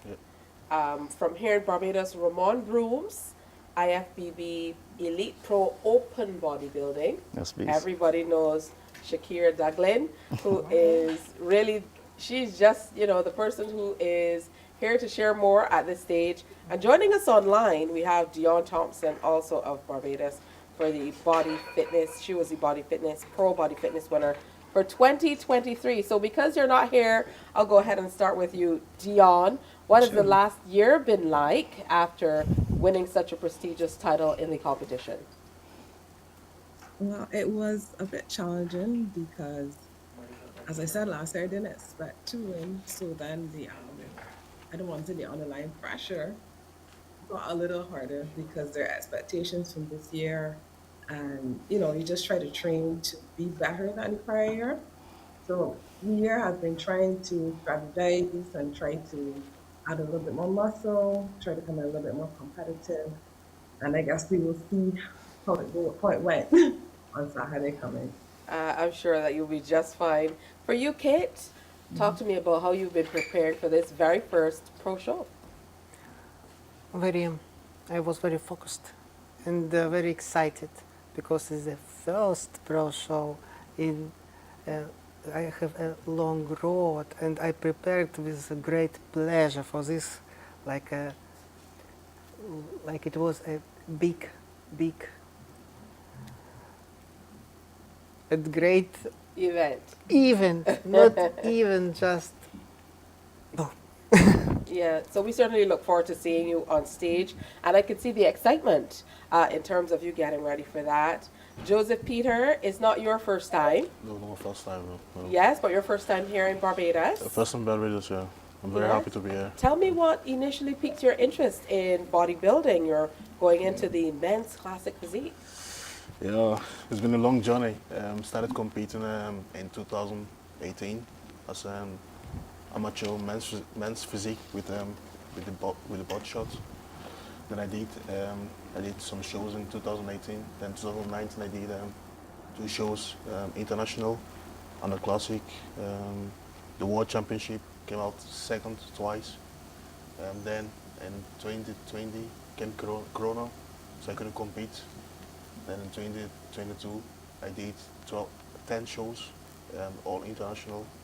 Took gold in all except one. Painful, very painful. Yeah. Then last year, 2023, I went professional. I did 2 shows on a classic, and Fujairah came third twice at classic. Well, so you certainly have been doing very well on the pro circuit, as have you, Ramon Brooms, representing for Barbados. No pressure. You know, where are you hoping to take all that you're doing in this area this time around? I would imagine that every year you want to, or, you know, you're kind of charged to better what you've done in previous years. Yeah, basically just been preparing trying to get better and move into the top 3 in this event. I came 4th last year, so I'm just really hoping to make that top 3 this year. All right, Shakira, you know, it's getting more and more intense, I can tell. Far more athletes are here. How are things shaping up from your end? From our end, definitely we have more athletes coming in. Today is really the day where you will have more teams. This morning we have 28 persons coming from Suriname. They would have chartered a flight just so that they all can come here and make it in time for this event, which is an amazing feat. I've never heard about a team chartering a flight to come to Barbados. And last night we would have had Jamaica come in a little bit closer to 10 p.m. A lot of athletes are here. I mean, they're so eager to be prepared. They're using the gyms on the coast and the supermarkets, and they're just ready to go. We have countries such as Trinidad, Venezuela, Brazil, Paraguay, Czech Republic, Guyana, Liechtenstein. I've never said that word ever. I've read it. I've never pronounced it, but now I have a reason to. Then you have for sure Belgium, Russia, we have Prague, and there's so many more countries out of Africa have been arriving. And we would have featured one yesterday from Kenya. So it is exciting, it is intense. We are attracting more athletes than ever before. So it just gives us even more energy, as tired as we may be. Some athletes who are also tired, they're still excited. So we are happy to see what happens on Saturday. Oh, beautiful. Now for you, Dion, you know, no pressure, again, representing for Barbados, but having that title behind you, you spoke of preparing for now. What are some of the unique challenges that we might not anticipate that athletes in your field come across that, you know, the average person might not pick up? Well, I've been competing now, I realized today, about 8 years. So, and every year is a different set of challenges. Coming off from last year, it's very hard. I keep telling people I don't look my age. I am 46 years old. And trying to add muscle at my age is not the easiest. So it's a bit challenging. And this year has been challenging trying to do that. But I'm still trying to balance work life as it is. So, I mean, really this year, that was my biggest challenge. And life doesn't stop, even though you're competing. So you have to balance life, family commitments and stuff like that. And just try to keep your mood so that after the show, you still have friends and family. But hopefully by Saturday, we will see that it was all worth the sacrifices along the way. Beautiful, Kit. I'm sure that you're happy for the sunshine, especially coming from somewhere that's a little cooler. But the thing is, once you guys are here to compete, you don't necessarily get to enjoy the country before the competition in the way that the average visitor would. What are you hoping to do at the competition this time around? Maybe take all the titles? It's my pro debut, so let the judges judge me. I don't know which place I won, but for me it's very important to put myself on the stage and see how I look among other pros. It's very important to me. All right, good stuff. What about you, Mr. Belgium? What are you hoping for? Trying to redeem myself from last day competition. Taking toll twice was very painful. So hopefully this day, first place. All right, I'm preparing. I would imagine for you, Ramon, would have had its unique challenges, but I can tell that you're excited going into the competition this time. Yeah, I am, very much so. All right. Challenges, like Dion said, life is still going, and you just have to, you know, find that balance and just do what you have to do to prepare for the competition. Because unfortunately, there are just certain things that you cannot compromise on whilst preparing for a competition. So, yeah. Shakira, you're not competing this time around. I know last year you hinted that you might be getting into the ring again. Yeah. But here you are, you know, behind the scenes, getting things ready. So again, give us the details about the show and how people can come out and support not only the Barbadian athletes, but certainly all of the athletes competing this weekend. Okay, so the date for the show is on May the 11th, this Saturday. The very first segment is the amateur segment, the pro qualifier. The athletes who do well in the pro qualifier can actually compete in the evening. So the morning segment starts at 10 a.m. And then after that, the pro segment, which is with all of these lovely athletes here, will begin at 5:30 p.m. And actually, some of them have been here for so long. A few of them have been telling me where they've gone with a lot of confidence. I'm sure that they may take me around like if I'm not a native. So they're really enjoying their time here. Another element to consider is the temperature and the weather changes. If you're coming from a really cold climate, your body has to adjust. So some people do choose to come to the country that they've chosen a little earlier. It offers a chance to still enjoy and see a bit of what's happening. But also to acclimatize. And all, yes, to acclimatize. Right. That's good stuff. I want to thank you all for coming in. Thank you, Dion, even though you joined us remotely. It's good to have all of you here and to share. The next time I see you, it will be on stage. So good luck to everybody. Thank you. Thank you very much. You are very welcome. Hey, that's it for today's show. We had quite a lot packed in to the last 2 hours, packed quite neatly and very, very tightly, but thank you for staying with us. Coming up on tomorrow's show, we have another great lineup for you. So we look at tips for successful learning. Also, the Blackman and Gollop Primary School, they're having a Mother's Day concert. We'll hear more about that. And who remembers Pam Palam? Back in the day, well, the NCF presents Pam Palam, written by Jeanette Lane Clark and directed by Carla Springer Hunt. And Janelle Mitchell, Cultural Officer for Theatre Arts. She's going to be in to tell us more about that. All that and more coming up as we prepare for Mother's Day over the weekend. All right? So be sure to join us again tomorrow. Have a wonderful day today on behalf of the entire crew. Bye-bye. Wake up, wake up, wake up, wake up. Barbados, get up. Good morning.